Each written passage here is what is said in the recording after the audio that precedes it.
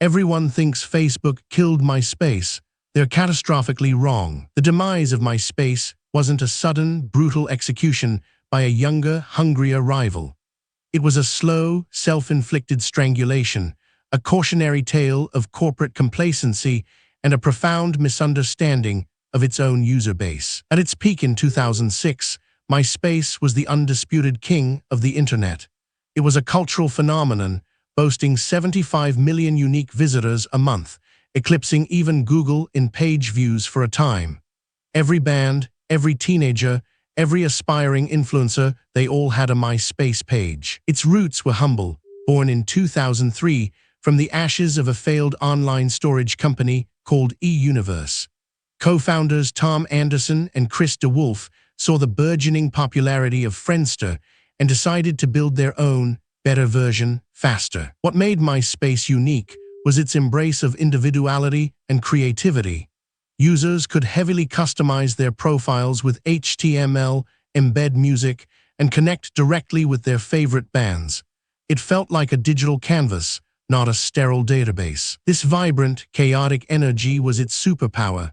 It was a digital Wild West, a place where aspiring musicians could find an audience and teenagers could express themselves without the rigid constraints of a professional network. Tom Anderson, as everyone's default first friend, embodied this ethos. But the very thing that made MySpace a success, its open, customizable nature, also sowed the seeds of its destruction. The boundless freedom led to cluttered, often garish profiles, a haven for spam, and a breeding ground for privacy concerns. In 2005, Rupert Murdoch's News Corp, sniffing a gold rush, acquired MySpace for a hefty $580 million. This was the turning point, the moment the creative, chaotic energy of a startup met the cold, hard ambition of a media conglomerate. News Corp saw MySpace not as a community to nurture, but as an advertising platform, a digital cash cow. The focus shifted from user experience to monetization, from innovation to quarterly reports. It was a classic case of corporate acquisition stifling true potential. The pressure to generate revenue led to an influx of banner ads, many of them intrusive and poorly targeted. The site became slower, clunkier, and increasingly frustrating to navigate. The digital canvas was being covered in billboards. Meanwhile, the technical infrastructure, built quickly and somewhat haphazardly in the early days, began to buckle under the weight of its massive user base. Developers struggled with legacy code, making meaningful updates a painfully slow process. Then came the real competition. Facebook, launched in 2004, initially targeted college students with its clean, minimalist design and stricter privacy controls. It was the antithesis of MySpace's Wild West, offering a curated, less chaotic experience. MySpace dismissed Facebook as a niche product, a temporary fad for academics. They failed to grasp the fundamental shift in user preference towards simplicity, privacy, and a more organized social graph. They were too busy counting ad revenue. The crucial mistake wasn't just underestimating Facebook, it was neglecting their own platform. While Facebook innovated, MySpace languished, its design becoming dated, its features stagnant, and its user experience increasingly frustrating. By 2008, the exodus was undeniable.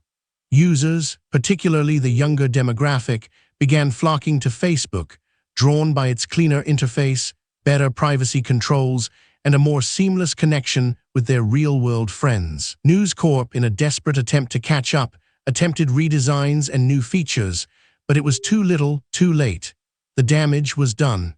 The community had moved on, leaving MySpace a ghost town of cluttered profiles and broken links. Tom Anderson, the friendly face of MySpace, eventually left in 2009.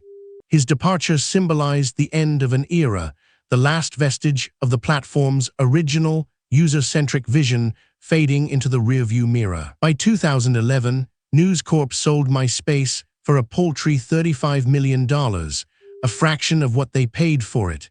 It was a humiliating fire sale, a stark reminder of how quickly a digital empire can crumble if its architects lose sight of their users. MySpace became a graveyard of forgotten bands, abandoned profiles, and archived teenage angst.